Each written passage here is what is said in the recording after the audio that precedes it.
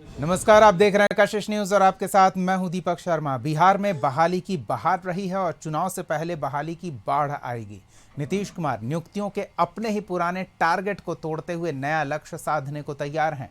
कोशिश चुनाव में बेरोजगारी के रोग की दवा बन युवाओं को अपने दल में लाना और सत्ता में बने रहना है। तो दूसरी तरफ युवा शक्ति की क्षमता का एहसास करते हुए तेजस्वी भी उसी शक्ति के सहारे सत्ता में आने की संभावना पर काम करते दिख रहे हैं। इसके लिए जो पिछली बार नहीं हुआ, यानी डोमिसाइल नीति, वो लाने की बात कर रहे हैं, वो भी 100%। फॉर्म भरने से लेकर नियुक्ति तक की प्रक्रिया को नो फीस का दावा भी कर रहे हैं। ऐसे में सवाल तो पूछेंगे, क्या सिर्फ बिहारी को रोजगार होगा तब बनेगी सरकार? सवाल का जवाब लेंगे हम, लेकिन उससे पहले तेजस्वी ने क्या वादा किया है, किस तरह के दावे किए हैं, एक बार वो सुनते हैं।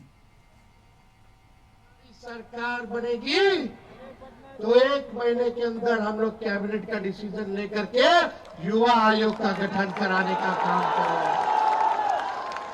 और यही नहीं, आज सबसे बड़ी घोषणा इस नौजवानों के बीच हम करना चाहते हैं, इस युवा चौपाल में करना चाहते हैं। बहुत नौजवानों की मांग है डोमिसाइल लागू होनी चाहिए कि जितने नौजवानों को हम लोग लाखों में रोजगार और नौकरी देंगे। आप लोग जब अभ्यर्थी बनोगे तो फॉर्म लेना पड़ता है। इस सरकार ने फॉर्म की कीमतें बढ़ा दी है। हमारी सरकार बनेगी तो फॉर्म का पैसा नहीं देना होगा। और यही नहीं, आने और जाने का किराया भी सरकार देगी। और 17 महीनों में हम लोगों ने एक भी पेपर लीक नहीं होने दिया। 5 लाख लोगों को सरकारी नौकरी दिया ना। 3.5 लाख नौकरी प्रक्रियाधीन कराए। तो चलिए, जिस 5 लाख का क्रेडिट तेजस्वी यादव ले रहे हैं उसी से हम सवाल शुरू करते हैं। और हमारे साथ मेहमान जुड़े हुए हैं। बीजेपी की ओर से पार्टी का पक्ष रखने के लिए राहुल आनंद जी हैं, कांग्रेस की ओर से असफर अहमद जी और आरजेडी की ओर से प्रमोद सिन्हा जी। प्रमोद जी, शुरुआत आपसे। जिस 5 लाख नौकरी का क्रेडिट तेजस्वी यादव को लेते आपने अभी सुना है, वो 5 लाख बिहारी हो सकते थे, लेकिन नियुक्ति प्रक्रिया के बीच में ही डोमिसाइल नीति को अप्रभावी करके बाहर के राज्यों के युवाओं के लिए भी दरवाजे खोल दिए गए। और अब तेजस्वी यादव वादा कर रहे हैं कि सरकार बनी तो 100% डोमिसाइल लाएंगे। पहले क्यों नहीं याद आया? चुनाव के मद्देनजर ये याद क्यों आ रहा है? देखिए दीपक जी, आपने बहुत ही अच्छा सवाल उठाने का काम किया है। हमारे नेता आदरणीय तेजस्वी प्रसाद यादव जी ने जब 2020 बिहार विधानसभा चुनाव के पहले जो घोषणा किए थे, उसमें 10 लाख सरकारी नौकरी देने की तो बात की ही थी। उस समय भी हमारे नेता ने डोमिसाइल की बात की थी, लेकिन मात्र 12,000 वोट के अंतर से हमारी सरकार नहीं बन पाई। हमारी सरकार बनी 9 अगस्त 2022 को, और उस समय हम महागठबंधन में थे, मुखिया नीतीश कुमार जी थे। लेकिन हमारा जो विजन था, कमिटमेंट था, जनता को जो हमने वायदा करने का काम किया था, तो उस वायदा पर तेजी से काम करने के लिए हमने जो सरकारी नौकरी, जो अभी हमारे नेता आदरणीय तेजस्वी प्रसाद यादव जी ने कहने का काम किया कि 5 लाख हमने सरकारी नौकरी देने का काम किया और 3.5 लाख प्रक्रियाधीन करने का काम किया। लेकिन कहीं कहीं महागठबंधन में जो दल होते हैं, सारी चीज़ों पर कहीं ना कहीं यही होता है कि 2 दल का अंतर यही साफ दिखाई पड़ता है। लेकिन हमारे नेता कह रहे हैं कि जब 2025 में हमारी सरकार बनेगी तो हम निश्चित तौर पर डोमिसाइल को लागू करने का काम करेंगे। जो 17 माह में जो चीज़ें महागठबंधन में जो अलग दल थे, जिनकी सहमति नहीं मिल सकी, जिसके कारण डोमिसाइल उस समय नहीं लागू हो सका। नहीं, डोमिसाइल था, बीच में अप्रभावी कर दिया गया। शिक्षा मंत्री आपकी पार्टी के थे। नेता प्रतिपक्ष जो अभी हैं वो तेजस्वी यादव डिप्टी सीएम थे। उस समय अगर डिप्टी सीएम किनारे खड़े हो जाते तो सरकार गिर जाती, बाध्यता हो जाती। आप दूसरे पर दोषारोपण कर रहे हैं, बस क्रेडिट खुद लेंगे। दीपक जी, इसको समझ लीजिए। मात्र 17 माह का अल्पकाल हम लोगों को मिला था। आप कह रहे थे कि सरकार गिर जाती। लेकिन हमने 5 लाख जो सरकारी नौकरियां देने का काम वो किया, 5 लाख 3.5 लाख बिहारी हो प्रक्रिया सकते थे अधीन करने प्रमोद का जी। काम किया। और सुन लीजिए, ये 4.5 लाख रिक्त पद रखे हुए थे 2020 के पहले। ये सब के सब बिहारी हो सकते थे, क्यों नहीं हुए? 4 लाख जो रिक्त पद थे, और ये जो भी बहाली कर रहे थे नियोजन के आधार पर कर रहे थे, संविदा के आधार पर कर रहे थे। हमारे नेता का निश्चय था कि हम जब सरकारी नौकरी देने का काम करेंगे, बीपीएससी के माध्यम से नौकरी देने का काम करेंगे, तो अभूतपूर्व काम किया गया वो 17 माह के कार्यकाल में। न सिर्फ नौकरियां ही दी गई, अभूतपूर्व इस लिहाज से ही कहेंगे ना कि वो सिर्फ बिहारी हो सकते थे, लेकिन अभूतपूर्व ये रहा कि बिहारी नहीं हो सकते। चलिए असफर जी के पास चलते हैं, हम आएंगे प्रमोद जी आपके पास। हमारे नेता ने अभी कहने का काम किया है, तो वही पूछ रहे हैं ना कि चुनाव नजदीक आया तो याद आया, हम लोग लागू करने का काम। वो तो चुनाव के वजह से याद आ रहा है ना प्रमोद जी। ऐसा कुछ नहीं है दीपक जी, हमारे नेता जो कहते हैं वो करते हैं। उन्होंने जो कमिटमेंट किया था उसके आधार पर जितनी चीजें हो सकती थी हमारे नेता ने करने का काम किया है। और जो यूपी, हरियाणा, पंजाब, महाराष्ट्र, मध्य प्रदेश वालों के लिए तो कोई कमिटमेंट नहीं था ना। अभी जो घोषणा हमारे नेता उनके लिए कोई कमिटमेंट नहीं था ना। नहीं, हमारे नेता जो अभी घोषणा कर रहे हैं, जैसे 2020 में घोषणा किए थे, उसको फुलफिल करने का काम 17 माह में किए। टर्म्स एंड कंडीशंस के साथ ये बोलना तो हमारी सरकार बनेगी ना। हमारी सरकार जब बनेगी, जब हमारे नेता अपनी कलम से चलाएंगे, तब कैबिनेट में चलिए तब ठीक है, हम आएंगे आपके पास, हम आएंगे आपके पास। टर्म्स एंड कंडीशंस वाला जो स्टार रहता है किसी भी बड़े बोर्ड में, वो छोटा सा स्टार और नीचे टर्म्स एंड कंडीशन लिखा हुआ रहता है, वो याद रखने की जरूरत है। असफर जी आपके पास आते हैं, आप भी थे, क्रेडिट आपको भी उतना ही मिलता है, लेकिन क्या आपको याद नहीं आया कि बिहार के युवाओं का हक दूसरे राज्य के युवा इस नियुक्ति प्रक्रिया में शामिल होकर ले जा रहे हैं? अब जबकि चुनाव है तो ये बिहार के युवाओं की बात याद आ रही है। देखिए, मैं किसी की ताकत पे उंगली नहीं उठा रहा, सवाल नहीं खड़ा कर रहा, बट नेता तो गांधी फैमिली है, सेवा भाव तो उन्होंने ही सिखाया है, देश को तो उन्होंने ही दिया है। हमारे प्रधानमंत्री ने क्या दिया है? वो तो सिर्फ बोलते हैं। ये बात सच्चाई है, कहीं ना कहीं आप भी मान रहे हैं इस बात को। ये अलग बात है कि लोग बोल नहीं रहे हैं। दिया तो उन्होंने ही है, गांधी फैमिली ने ही दिया है, कांग्रेस ने ही दिया है। ये अलग बात है कि आज वो दिन नहीं है, मगर किया तो कांग्रेस ने ही है और कांग्रेस ही करेगी। कांग्रेस को किसी चीज़ से मतलब नहीं है कि वो कैसे करना है, इसको कैसे करना है। जात को ना पात को मोहर लगाओ हाथ को, कांग्रेस को दीजिए, कांग्रेस सबके लिए करेगी। कांग्रेस जात पात से आगे आज बात ही नहीं कर रही है। असफर जी, राहुल गांधी आए हैं, जातीय गणना बिहार में हुई, उसे रद्दी बता गए हैं, कह रहे हैं कि हम फिर से करवाएंगे। आप कह रहे हैं जात पात पे बात नहीं करेंगे। जातीय गणना बुरी चीज थोड़ी नहीं है। नहीं तो आप कह रहे हैं ना हम उसकी बात नहीं करते हैं, उससे अलग आगे बढ़ के बात करने की कोशिश कर रहे हैं। नौकरियों की बात नहीं हो रही है, कहाँ नौकरी की बात? तो डेवलपमेंट की बात कर रहे हैं। अब जिसकी जितनी हिस्सेदार भागीदारी होगी तो उतना तो देना पड़ेगा उसको। बस कांग्रेस उसी की बात कर रही है। तो ये बिहार में जब नियुक्ति प्रक्रिया हो रही थी तो बाहर वालों को क्यों दे दिए? उस समय क्यों नहीं याद आई बिहारी? बोलेंगे तो उस समय मुख्यमंत्री तो आप ही थे। नहीं, नीतीश कुमार मुख्यमंत्री तो वही थे ना, तेजस्वी यादव डिप्टी सीएम थे, आप भी गठबंधन का हिस्सा थे। मुख्यमंत्री ने क्यों नहीं किया था रिवोल्ट? मुख्यमंत्री के अंदर तो सब आते हैं। आप भी तो थे ना? मुख्यमंत्री ने क्यों नहीं किया? आप भी तो थे ना? मुख्यमंत्री ने क्यों? मुखिया थे ना अब। चलिए, आप तो मुखिया थे। राहुल जी उस समय विपक्ष में थे, विपक्ष में रहते हुए डोमिसाइल याद नहीं आई। तो आज ये हाल हो गया कि हम दो अलग हो गए। कुछ तो वजह हुई होगी ना अलग होने की। आपने तो सब चीज छुपा के गलत काम कर दिया, हमको अलग कर दिया आपने। ये दिन आ गया आज। आपकी तो शुरू से सोच रही है भाजपा के साथ मिला के सब चीज करने की। उसने गलत सिखाया, आपने गलत कर दिया, हम लोगों को छुपा दिया, हम लोगों से सब चीज।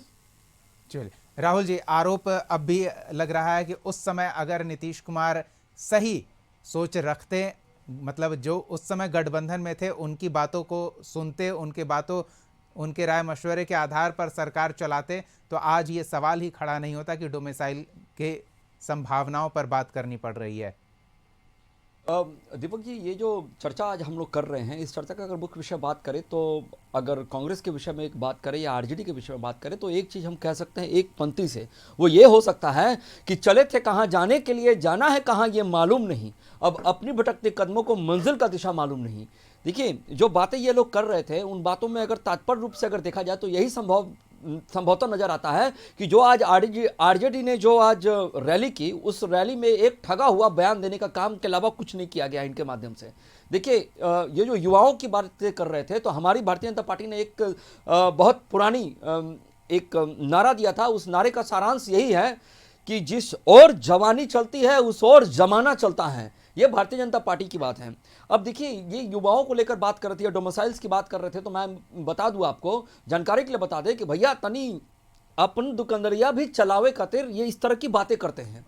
देखिए, आपको मैं बता दूं कि डोमिसाइल नीति पहले भी हो सकती थी, और बाहरी लोगों को बिहार के अंदर यही लोग खुद इस चीज़ों को उठाते हैं कि हम आएंगे तो डोमिसाइल 100% कर देंगे। तो मुझे एक बात बताइए कि बाहर के लोगों को जब आप ज़्यादा रोजगार दीजिएगा तो फिर अपने राज्य के युवा क्या करेंगे? वो तो ठगा महसूस करेंगे। दूसरी बात अगर हम बात करें तो ये कह सकते हैं कि प्रधानमंत्री जी ने जो कांग्रेस की बात अगर करें, वो कांग्रेस लगातार प्रधानमंत्री को कहती है कि इन्होंने कुछ नहीं किया। तो भैया ये तीसरा कार्यकाल है। ये जो संविधान की जो पॉकेट स्टनरी लेकर ये लोग चलते हैं ना, उस पॉकेट स्टनरी को ये लोग अपडेट कर ले, क्योंकि अपडेट करेंगे तो कुछ जानकारियां उसमें एकत्रित हो जाएगी, तब जाकर ये सच्चाई से रूबरू हो पाएंगे। दूसरी बात मैं आपको बता देता हूं कि योजनाएं जो चलाई गई थी केंद्र के माध्यम से या राज्य के माध्यम से, तो केंद्र के द्वारा चलाई गई जो योजनाएं हैं वो प्रधानमंत्री कौशल विकास योजना युवा के लिए है, कौशल भारत मिशन युवा के लिए है, रोजगार सृजन करने के लिए make in India startup India युवाओं के लिए है, शिक्षा और शोध राष्ट्रीय शिक्षा नीति 2020 डिजिटल इंडिया,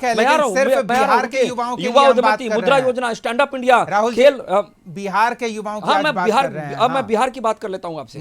बिहार की बात कर लेता हूं। बिहार में सबसे पहले आते हैं 5 पॉइंट में आपको हम बताते हैं। नहीं, 5 पॉइंट तो हम आपके सुनेंगे, लेकिन ये बताइए कि अब जब नियुक्ति प्रक्रिया हो रही है, बीजेपी और जेडीयू की सरकार है, एनडीए की सरकार है, तो उन्हें डोमिसाइल याद क्यों नहीं आ रही है? आप उंगली तो उठा रहे हैं कि तब की गठबंधन की सरकार ने डोमिसाइल को अप्रभावी किया, लेकिन आपने भी तो डोमिसाइल को प्रभावी नहीं किया। नियुक्ति प्रक्रिया का एक चरण तो आपके शासनकाल में भी हुआ। दीपक जी, देखिए, जो ये प्रक्रिया, जो चयन करने की जो प्रक्रिया है, वो नंबर वाइज किया जाता है। जो आरक्षण की एक विधि होती है उसके तहत किया जाता है। लेकिन आपको बता दें कि इसके पहले भी माननीय मुख्यमंत्री जी ने कहा था कि डोमिसाइल्स को हम 100% नहीं लागू करेंगे। ये पहले भी इन्होंने कहा था, विधानसभा में इस बात को कहा था। और युवाओं की जहां तक प्रश्न उठता है, तो बिहार सरकार ने युवाओं के लिए क्या किया, इसके ऊपर जरा हम बात कर लेते हैं। 1 मिनट प्रमोद जी, एक बार बात कर लेते हैं। बिहार में स्टूडेंट क्रेडिट कार्ड योजना पहली, दूसरी कौशल विकास मिशन, तीसरा रोजगार सृजन, 7 निश्चय योजना, ये युवाओं की बात है। मुख्यमंत्री युवा प्रोत्साहन योजना, उद्यमिता स्वरोजगार योजना, खेल और युवा विकास, खेलो बिहार युवा क्लब, डिजिटल इंडिया, इस तरह की बहुत सारी बातें हैं जो भारतीय जनता पार्टी ने अपने कार्यकाल में एनडीए के साथ किया है। उसमें कहीं कोई हिस्सेदारी और नहीं देखिए, राहुल जी की बात से तो एक चीज समझ में आ गया कि नीतीश जी को बच के रहना चाहिए। भाजपा वाले का क्या ध्यान है, अभी जिस रोज जवानी चलती है उस रोज जमाना चलता है। ये भी आपने कहा, बेचारे बूढ़े आदमी को उन लोग तंग करेगा। देखिए, हम समझ गए, इसको अब उनको मुख्यमंत्री नहीं रहने देंगे ये लोग। ठीक है, असफर जी, आज वो चर्चा का विषय नहीं है। इनको थोड़ा कर देते हैं। असफर जी, आज वो चर्चा का विषय नहीं है। इनका समझ में आ गया। नहीं, आप बीजेपी की यही थोड़ा सा सोच है, क्लियर कर देते हैं। बीजेपी की यही सोच है, नीतीश हटाओ। थोड़ा सा क्लियर कर, लालू यादव को हटा दीजिएगा क्या? लालू यादव आज 80 वर्ष के हो चुके हैं, आप उनको हटा दीजिएगा क्या? क्यों उनका मार्गदर्शन मंडली में उनका स्वागत आप करते हैं? मत किया कीजिए ना, उनको हटा दीजिए, वो भी तो 80 वर्ष के ऊपर हो चुके हैं। ठीक है, आज हमारा ये चर्चा का विषय नहीं है, लेकिन असफर जी, हम ये भी जानना चाहते हैं कि आप उनके दिमाग में घुसकर ये कैसे पता लगा रहे हैं कि उनकी सोच क्या है, जबकि बार बार नहीं, जुबान से तो अरे चर्चा यहाँ युवाओं को लेकर हो रही है। लाल आए थे, यहाँ युवाओं दिलीप के जायसवाल को प्रति प्रदेश अध्यक्ष भैया, नजरें बदलो तो नजारे बदल जाते हैं। अहमद जी, नजरें बदलो तो नजारे बदल जाते हैं। ये यहाँ बात युवाओं की हो रही है। युवाओं के लिए सरकार ने क्या किया, इसकी बात हो रही है। राहुल जी, आप कह रहे थे ना, रास्ता कहाँ है, चले कहाँ के लिए है, तो रास्ता एक ही है और मंजिल है सत्ता। प्रमोद जी, बिल्कुल आपके पास आएंगे, क्योंकि आप ही से महत्वपूर्ण सवाल है। आपके नेता वादा कर रहे हैं, तो हम ये भी जानना चाहते हैं कि उन वादों को पूरा कैसे करेंगे, वो टर्म्स एंड कंडीशंस लगाकर पूरा करेंगे, क्योंकि अब जबकि नियुक्ति प्रक्रिया का श्रेय वो ले रहे हैं, तब वो भूल जा रहे हैं कि उस प्रक्रिया से पहले डोमिसाइल नीति प्रभावी थी। प्रक्रिया पूरी होने से पहले उस नीति में परिवर्तन किया गया, बीच में नियुक्ति प्रक्रिया के बीच में यह परिवर्तन किया गया, जबकि शिक्षा मंत्री आपके थे, सरकार आपके सहयोग से चल रही थी, नेता थे तेजस्वी यादव, और फिर भी अब वादा कर रहे हैं। ये युवाओं को लुभाने का प्रयास नहीं माना जाएगा तो और क्या माना जाएगा? विश्वास कैसे होगा कि पूरा करेंगे इन वादों को? देखिए दीपक जी, आपने बहुत ही अच्छा प्रश्न किया है। अच्छा प्रश्न इसलिए है कि आज जो है, जो हमारे नेता ने जो युवा चौपाल लगाने का काम किया था और बिहार से अलग अलग जिलों से दूरस्थ इलाकों से भी उस युवा चौपाल में युवाओं की सशक्त भागीदारी रही। उसको आप देखने का काम करिए। उसमें उन्होंने जो बतलाने का काम किया, आज जो है देश का जो है 83% युवा जो है वो आज जो है ग्रामीण इलाकों में बेरोजगार है। 65% युवा जो है पढ़े लिखे युवा बेरोजगार है। ये 45 वर्षों में देश में बेरोजगारी दर सबसे उच्च स्तर पर है। ये समझने वाली बात है। आज बिहार के ही परिप्रेक्ष्य में बात कर लीजिए। समझाइए ना प्रमोद जी, क्या आप ये समझ रहे हैं कि ये आंकड़े सिर्फ टेलीविजन पर आकर मंच पर गिनाने के लिए है? उस समय ये आंकड़े क्यों नहीं याद आए थे जब बाहर के युवाओं के लिए बिहार में नियुक्तियों का दरवाजा खोल दिया गया था? नहीं, मैंने पहले ही अपने उद्बोधन में कहने का काम किया। दीपक जी, इसको समझने की बात है कि हमारा जो विजन था कि जो 4.5 लाख रिक्त पद पड़े हुए थे, युवा ओवर एज हो जा रहे थे, युवाओं की आयु समाप्त हो जा रही थी, जो नौकरी की जो हड़ता होती है, आयु सीमा जो होती है वो समाप्त हो जा रहे थे और लंबे समय से रिक्त पद पड़े हुए थे। फिर भी समझ में नहीं आया प्रमोद जी। मैं समझ गया। आप जो हम आपसे विस्तार से समझ लेंगे, आपको पूरा समय देंगे। फिलहाल एक छोटे से ब्रेक का समय हो चला है, लेकिन हम पूरा समझेंगे कि आखिर कैसे ये तर्क माना जाए कि आप बिहार के युवाओं के नौकरी के लिए प्रयास करेंगे सरकार में आने के बाद, जबकि सरकार में रहते हुए आपने बिहार के युवाओं के लिए जो नौकरी रिजर्व की जा सकती थी उस पे दूसरे राज्यों के युवाओं को बैठने का अवसर दिया, दूसरे राज्य के युवाओं को वो नौकरी ले जाने का अवसर आपने ही दिया। एक छोटे से ब्रेक के बाद बने रहिए हमारे साथ। चलिए, ब्रेक के बाद स्वागत है आपका। एक बार फिर अपने मेहमानों के पास चलते हैं। जो बात तेजस्वी यादव कह गए थे उस बात ने विवाद खड़ा कर दिया है, और विवाद ये कि जब तेजस्वी यादव ये वादा कर रहे हैं कि सरकार बनी तो 100% डोमिसाइल लागू करेंगे, वो तेजस्वी यादव ये क्यों भूल गए थे कि जब वो सत्ता में थे, वो निर्णय लेने में सक्षम थे, तब डोमिसाइल नीति को पूरी तरह से प्रभावी किया जा सकता था, पर नहीं किया गया। यानी कि जब सत्ता में रहते हैं तो याद नहीं आती, विपक्ष में जाते हैं तो युवाओं को लुभाने के लिए उनके दुखते रग को टटोलते हैं और सत्ता में आने का रास्ता तलाशते हैं। प्रमोद जी, आरोप है। देखिए दीपक जी, आपने बार बार इस बात को कहने का काम किया और मैंने अपने पहले उद्बोधन में ही कहने का काम किया कि हमारे नेता ने 2020 के पहले भी कहा था कि हमारी सरकार बनेगी तो हम डोमिसाइल लागू करने का काम करेंगे। लेकिन जब सरकार बनी, महागठबंधन की सरकार जब 2022 9 अगस्त को बनी और जहां जो बातें, जो प्रक्रिया डोमिसाइल की जो बात आई, तो उस समय हम माननीय मुख्यमंत्री नीतीश कुमार जी इधर उधर हो गए। अगर उन्होंने बात को मान लिया होता तो उसी समय जो है बिहार के युवाओं को नौकरी मिल गई होती, तमाम लोगों को। और देखिए, दूसरा मैं उदाहरण देकर के आपको समझाना चाहता हूं।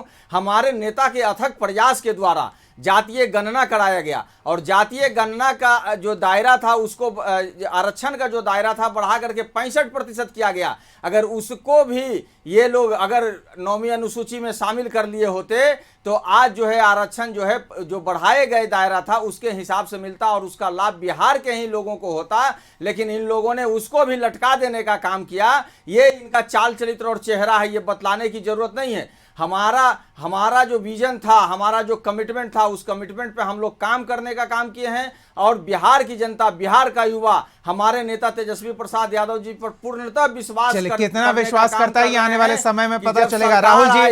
राहुल जी जो अपने वायदा का बिहार की युवा शक्ति तेजस्वी पर विश्वास कर रही है, ये दावा प्रमोद जी का है, क्या कहेंगे? देखिए, दावे करने के लिए तो ये तो सरकार बनाने का भी दावा कर चुके हैं, लेकिन सबसे बड़ी बात यह है कि लिखंत के सामने बकंत का नहीं चलता है। जब वहाँ पे जब बटन दबेगा और जब एनडीए की सरकार की जब प्रारंभिक रूप से जब अधिसूचना जारी हो जाएगी कि ये वापस आ रही है, तो ये ईवीएम का रोना रोएंगे। ये इनके चाल चरित्र में ही शामिल है। देखिए, जहाँ तक सवाल उठता है बिहार के भलाई के लिए, तो आपको बता दें जानकारी के लिए कि बिहार के युवाओं के लिए जिस प्रकार की जो योजनाएँ चला जा रही है उससे बिहार के युवा लाभान्वित है। चाहे वो आप स्टूडेंट क्रेडिट कार्ड की बात कर लीजिए, यही नहीं, अगर सम्राट चौधरी जी की इंटरव्यू की बात कर ले, जो बजट आया है, बजट आया है 50 लाख लोगों को रोजगार देने की बात की गई है, 12 लाख सरकारी नौकरी और 38 लाख लोगों को। ये अब राहुल जी, बिल्कुल, अब आप मुद्दे पर राहुल जी बोल रहे हैं। प्रमोद जी, ठीक है प्रमोद जी, क्रेडिट लेते रहेंगे। राहुल जी, अब आप मुद्दे की बात करें। हम बिहार के युवाओं के रोजगार की बात कर रहे हैं, रोजगार की जो प्रक्रिया होती है उसमें उन्हें कितनी सहूलियत मिल सकती है, इसकी बात कर रहे हैं, उस पर अब बोलिए।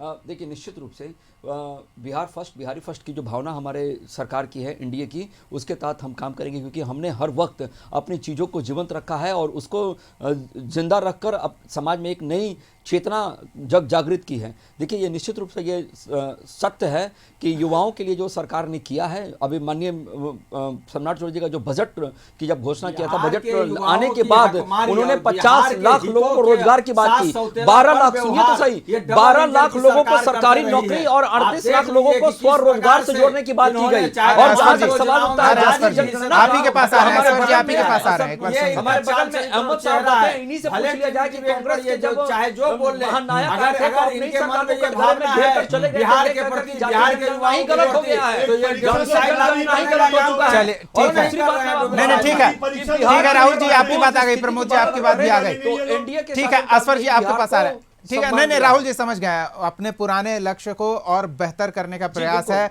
50 लाख है रोजगार के अवसर, चाहे वो सरकारी नियुक्तियां हो या स्वरोजगार के अवसर सृजित करने की बात है, वो इस साल तक है। चलिए, चुनाव के मद्देनजर ये भी होता है, ये सरकार की अपनी संकल्पना है या चुनावी नजरिए से इसे देखा जाए, लेकिन फायदा बिहार के युवाओं को होगा, इतना तो तय है। असफर जी, राहुल गांधी युवा नेतृत्व कांग्रेस को प्रदान करने का दावा करते हैं, युवाओं के साथ किस तरह से जुड़ेंगे?